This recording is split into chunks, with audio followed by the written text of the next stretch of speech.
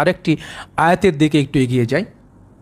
ওয়াকিমুস সালাতা অতুজ Jakarta ওয়ামা তুকাদ্দিমু লিআনফুসিকুম মিন খয়রিন তাজিদু ইনদাল্লাহ ইন্নাল্লাহ বিমা তা'মালুনা বাসীর।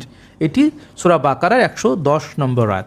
আমরা যদি 110 নম্বর আয়াতের দিকে তাকাই তাহলে এখানে কি দেখতে পাই? আমরা কয়েকটি আয়াত নিয়ে আজকেও কথা বলবো এবং সেই কথাগুলোর পাশাপাশি আমরা আগামী পর্বেও আমরা এই পুঙ্খানুপুঙ্খভাবে সূরা বাকারার মূল দর্শন যদি বুঝতে পারি তাহলে পরবর্তী যে অন্যান্য সূরাগুলোর মধ্যে যে সালাতের বৈশিষ্ট্যকে অত্যন্ত সূক্ষ্মভাবে বর্ণনা করা হয়েছে, যেমন প্রত্যেকটি আয়াতে দেখবেন সালাতের সাথে যে কর্মকাণ্ডগুলো করতে বলা হয়েছে সেগুলো সালাতের একটি বিশিষ্ট দিক এবং গভীরতা।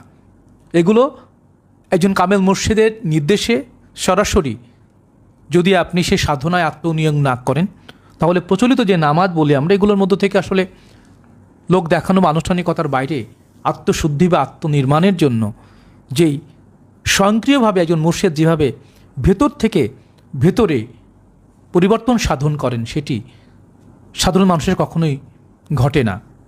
110 নম্বর আয়াতে বলা হচ্ছে যে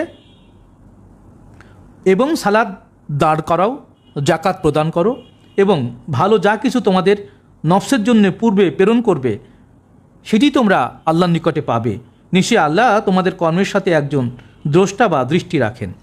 তো 110 নম্বর এই বাক্যের যদি ব্যাখ্যার দিকে আমরা তাকাই তাহলে এখানে আমরা আরও একটি দর্শন লক্ষ্য করতে পারি এবং সেটি নিয়ে আমরা আজকের আয়োজনের শেষের দিকে আমরা রয়েছে। আমরা এই 110 নম্বর আয়াতটি আজকে আসলে আমরা আপনাদের জানাবো এবং সেটির মধ্য দিয়ে কোরআন দর্শনের মধ্যে মওলা সদরুদ্দিন আহমদ চিশতি আলাইহিস সালাতু ওয়াস সালাম প্রত্যেকটি আয়াতের মধ্যে যেভাবে তার অন্তর্নিহিত শব্দগুলোকে যেভাবে চিত্রায়িত করেছেন, ব্যাখ্যায়িত করেছেন, তার অন্তর্নিহিত যে দর্শনকে, প্রজ্ঞাকে ব্যাখ্যা করেছেন সেটি সত্যি অভূতপূর্ব এবং এই অভূতপূর্ব ব্যাখ্যাগুলো প্রত্যেকটি সাধক জীবনের সাধনার প্রত্যেকটি মুহূর্তে ঘটে যাওয়া ঘটনার এক পুঙ্খানুপুঙ্খ মহাবিজ্ঞানময় প্রকাশ।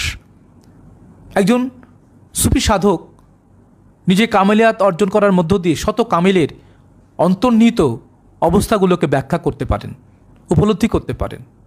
কোরআন বলছে যে প্রত্যেকটি মুমিন ভাই ভাই